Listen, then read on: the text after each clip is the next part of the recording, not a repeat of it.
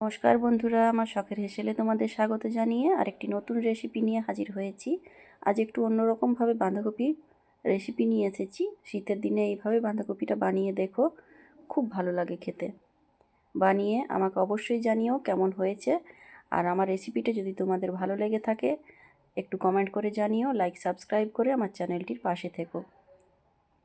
এই রেসিপিটার জন্য বেশি তেলের প্রয়োজন হয় না, তার জন্য আমি একটু সামান্য পরিমাণে সর্ষের তেল নিয়ে তার মধ্যে 5 ফোড়ন দিয়ে দিয়েছি ফোড়নের জন্য।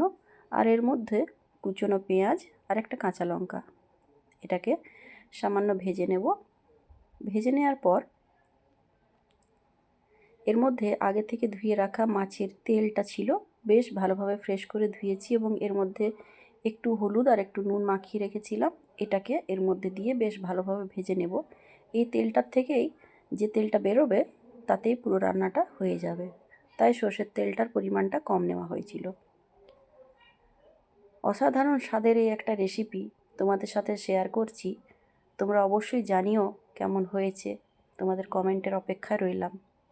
তেলটার থেকে যখন ভালো পরিমাণে তেল ছেড়ে দিয়েছে, কষানো হয়ে গেছে, তখন এর মধ্যে আদা রসুন পেঁয়াজ কাঁচা লঙ্কার একটা পেস্ট, তার মধ্যে দিয়ে দিয়েছি পরিমাণ মতো হলুদ, জিরে এবং ধনের গুঁড়ো দিয়ে এটাকেও বেশ ভালোভাবে কষিয়ে নেব যতক্ষণ না মশলার কাঁচা গন্ধটা চলে যাচ্ছে। একটা বেশ ভালো গন্ধ এর মধ্যে থেকে বেরিয়ে আসবে।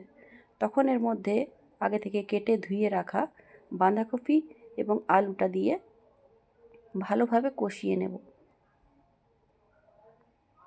বেশ ভালোভাবে কষিয়ে নেব। এখনও কিন্তু এতে আমি নুন অ্যাড করিনি। এটা একটু মশলাটার সাথে কষিয়ে নিয়ে তারপর এর মধ্যে পরিমাণ মতো নুন এবং কিছুটা পরিমাণে লাল লঙ্কার গুঁড়ো দিয়েছিলাম। বেশি লাল লঙ্কার গুঁড়ো দিইনি, যেহেতু মশলার পেস্টের মধ্যে কাঁচা লঙ্কা ছিল। তোমরা যে যেরকম ঝাল খাও সেরকম অ্যাড করো। আর একটা টমেটো এর মধ্যে দিয়ে দিয়েছিলাম।